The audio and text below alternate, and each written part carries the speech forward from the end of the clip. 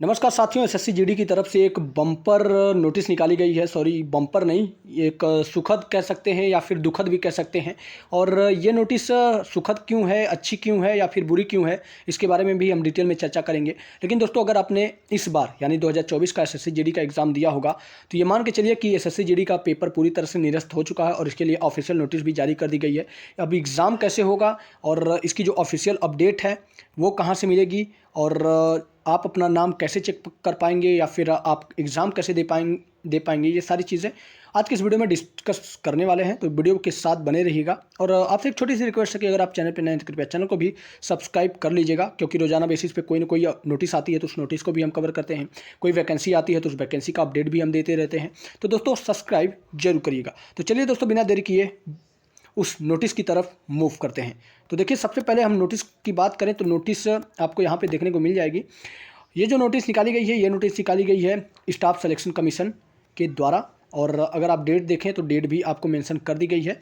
और इसके अलावा अगर इंपॉर्टेंट नोटिस क्या क्या है वो सारी चीज़ें हम डिटेल में देखें तो सबसे पहले यहाँ पे कुछ इंपॉर्टेंट चीज़ दी गई है। जैसे कि एसएससी जीडी का जो सीबीटी एग्ज़ाम हुआ था वो आपको 20 फरवरी सन 2024 से स्टार्ट हुआ था और 7 मार्च तक ये एग्ज़ाम चला था। और इस बीच में ज़रूर अगर आपने एसएससी जीडी का फॉर्म भरा होगा तो ज़रूर आपने एग्ज़ाम देने अपने सेंटर पर गए होंगे और आपने अपना एग्ज़ाम दिया होगा।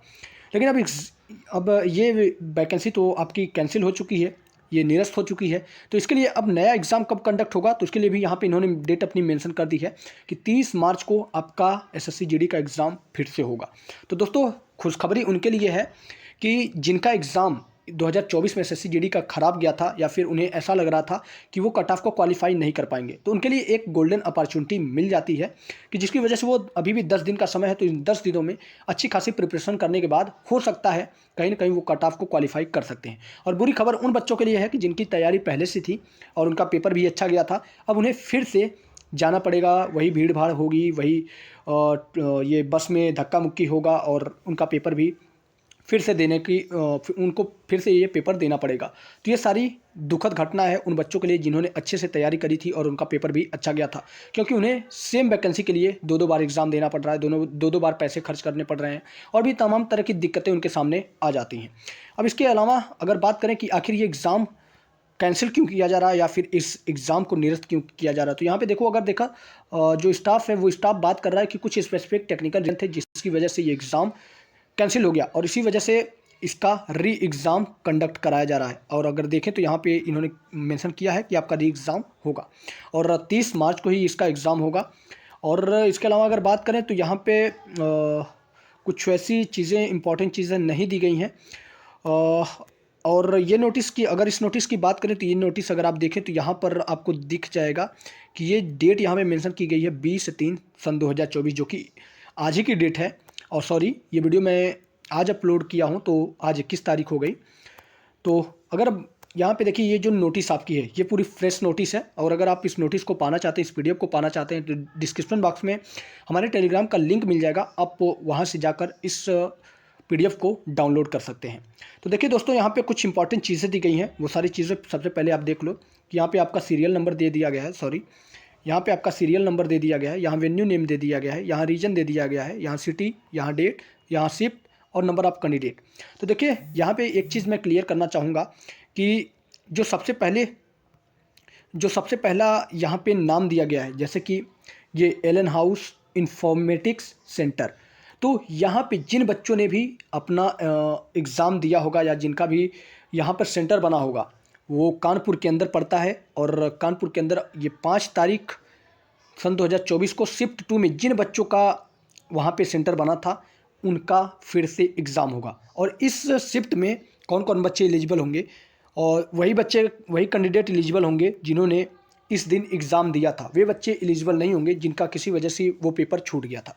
तो अगर देखें तो इस सेंटर पे 126 बच्चों ने एग्ज़ाम दिया था, तो इनका पेपर निरस्त हो गया है। इनका एडमिट कार्ड जल्दी जो स्टाफ सिलेक्शन कमीशन द्वारा जारी कर दिया जाएगा। हो सकता है 1-2 दिन में आपका एडमिट कार्ड भी देखने को मिल जाए। तो दोस्तों, अब ये देखें तो पूरे सेंटर की बात करें तो सेंटर टोटल 81 सेंटर हैं।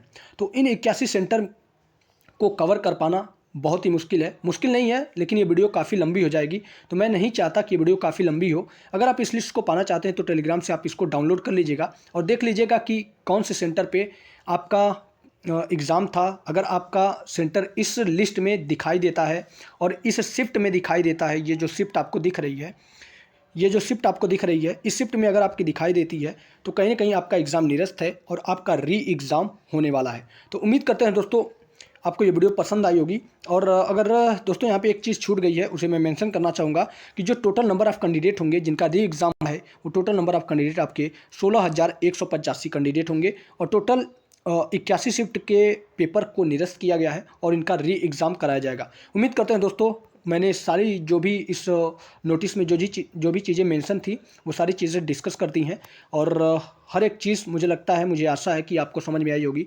और अगर वीडियो समझ में आई हो, वीडियो अच्छी लगी हो तो वीडियो को लाइक कीजिएगा और अगर चैनल पर नए हैं तो कृपया चैनल को भी सब्सक्राइब कर लीजिएगा। मिलते हैं दोस्तों कुछ ऐसी ही नई अपडेट के साथ, नई वैकेंसी के साथ। तब तक के लिए दीजिए इजाज़त। धन्यवाद।